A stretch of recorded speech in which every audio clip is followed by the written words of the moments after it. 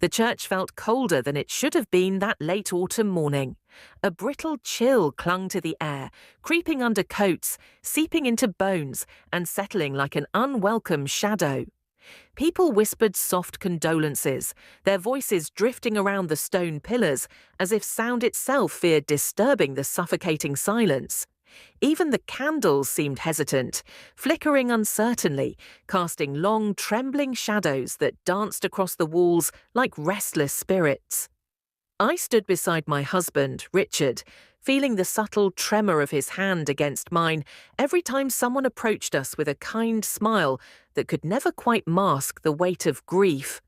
He wasn't a man who cried easily, never had been in all our decades together, so the redness around his eyes unsettled me more than the solemn ceremony itself. The composed, steady man I knew all my life now seemed frayed, jagged at the edges, as if the sorrow in the room had found cracks in his armor and seeped inside. The church smelled of lilies, old wood, and faint incense that lingered like a memory. Mourners sat in rows, some staring blankly ahead, some dabbing at their eyes with handkerchiefs, and some lost entirely in their own grief, unaware of anything else. I might have overlooked it, had grief not sharpened my senses, making every whisper, every gesture, and every fleeting glance almost painfully vivid.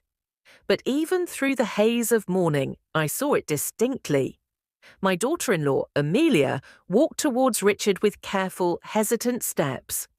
Her movements were deliberate, restrained, almost ritualistic, as if she were performing a private act no one else was meant to witness. Her eyes scanned the room, darting left and right, checking whether anyone was watching, and then finally settling on Richard. She moved closer, so close I could have reached out and touched them both, and slipped something, quick, discreet, deliberate, into the inside pocket of his coat. A small, flat object, thin, likely a photograph. Richard barely reacted. Just a tiny nod. Then he stepped away, his expression unreadable. A knot tightened in my stomach. This was not the day for secrets, and yet one had been exchanged in front of me, in the open, hidden only in plain sight. During the service, Amelia didn't look at Richard again. They did not speak. They did not acknowledge each other. But the tension between them lingered in the air like the heavy scent of lilies, subtle yet impossible to ignore. After the last hymn, mourners gathered in the hall for tea and biscuits. I watched Richard carefully. He moved through the crowd with practiced politeness, shaking hands, nodding, murmuring brief condolences. But he never touched the pocket where the photograph rested, as if it did not exist. He didn't pat it, didn't check for it, didn't even glance at it. Ignoring it seemed to be his way of containing whatever storm it represented. When we returned home that evening, I finally asked him about the photograph. He sighed, tired, heavy, as if the simple act of talking about it required more energy than he possessed. "It's nothing," he said, "just a photograph." "Of what?" I pressed. "I haven't checked," he replied, his voice too quick, too sharp. A lie. Clear, unsteady, but deliberate. He left shortly after, saying he needed some air, taking the coat with him. The next morning arrived with an unfamiliar heaviness. The kind that makes even the smallest tasks, boiling water, setting a cup of tea, feel like climbing a mountain. Richard was awake early, sitting at the table with a cup of tea he hadn't touched, his gaze distant, his hands tapping idly at the ceramic. When I brought up the photograph again, he waved it away. "It must have fallen out somewhere," he muttered, avoiding my eyes. But when I turned to place my cup in the sink, something caught my attention. A corner of a photo peeking out from under old newspapers stacked haphazardly on the counter. My heart skipped. I pulled it free. It was old, black and white, slightly warped, the edges frayed from age. A young woman stood smiling in a field of tall grass, her head tilted slightly, her hands resting gently on the small swell of her pregnant stomach. She radiated warmth, youth, and innocence. And she was not my mother-in-law. She was someone else entirely. "Richard," I said quietly, holding it out to him. Who is this woman? He went pale, deathly pale. His hands trembled as he snatched the photograph from me, clutching it like it might burn him. It's complicated, he whispered. Then uncomplicate it, I pressed. He stared down at the photo for a long, long time, as though it contained a weight too heavy for words. Finally, he spoke. She was someone I knew before I met you. We were involved. I had no idea she was pregnant. None. The room seemed to tilt around me, my chest tightening painfully. So, is the baby in this picture yours? I asked, my voice barely audible. I don't know, he said, shoulders sagging. And Amelia, she thinks she might be connected to all of this. I stared at him, heart hammering. Connected how? Piece by agonizing piece, he explained.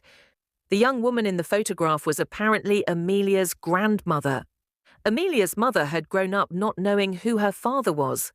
Letters, diaries, and old photographs hinted at a man from this town. When Amelia discovered an old funeral photograph of Richard from the 70s, she panicked, fearing that her grandmother's mystery man might have been him. Amelia thinks you could be her mother's half-brother, I whispered, or worse, her grandfather. He nodded miserably. My heart thudded painfully in my chest. Richard, does our son know any of this? No, he said quickly, and Amelia didn't want to tell him unless she was certain. The next week, Amelia came over. She looked exhausted, her eyes swollen from crying, her voice trembling, her fingers fidgeting with the hem of her sleeve. She apologized repeatedly, her words tumbling over each other. I didn't want to ruin anything, she sobbed. I just needed answers. My whole life, I've carried this fear that I came from something hidden, something wrong. When I found the letters and then saw Richard's photographs, I couldn't shake it. Why give him the photo at a funeral? I asked gently. She wiped her tears with the back of her hand. I didn't know how else to do it. I thought, maybe he would recognize her instantly. Maybe it would trigger a memory Richard promised to take a DNA test. Amelia cried again, relief and anxiety tangled together. The next few weeks were torture. Every time the doorbell rang or the post arrived, my stomach knotted. Our dinners were silent, heavy with unspoken questions. Richard barely slept. Amelia seemed to be holding herself together by threads of determination and fear. Then, on a dull grey Tuesday morning, the envelope arrived. Richard's hands trembled too much to open it.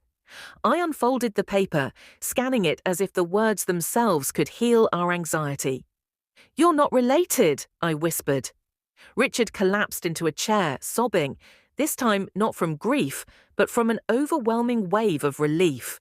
Amelia burst into tears, clutching my hands, hugging Richard, apologizing repeatedly. She thanked us both, even though we hadn't done anything except survive the waiting. Later that night, when the house was finally quiet, Richard and I sat together on the sofa, the photograph lying between us like a bridge to a life never lived. I did love her, he said quietly, but we were young. Stupid, and I had no idea she was pregnant. If I had known... He trailed off, staring at the photograph. Sometimes I wonder what life would have looked like. Squeezed his hand. We can't change the past, I said softly, but we can be grateful for what we have now. He nodded. The following week, Amelia returned the original photograph but kept a copy. I want to remember her, she said softly, but I also want to remember that honesty, no matter how painful, is better than living in fear of the truth. Watching her and Richard that day, talking gently, respectfully, I felt something settle peacefully inside me. Funerals bury the dead, but sometimes they unearth the past, and sometimes, in ways we never expect, they even heal it.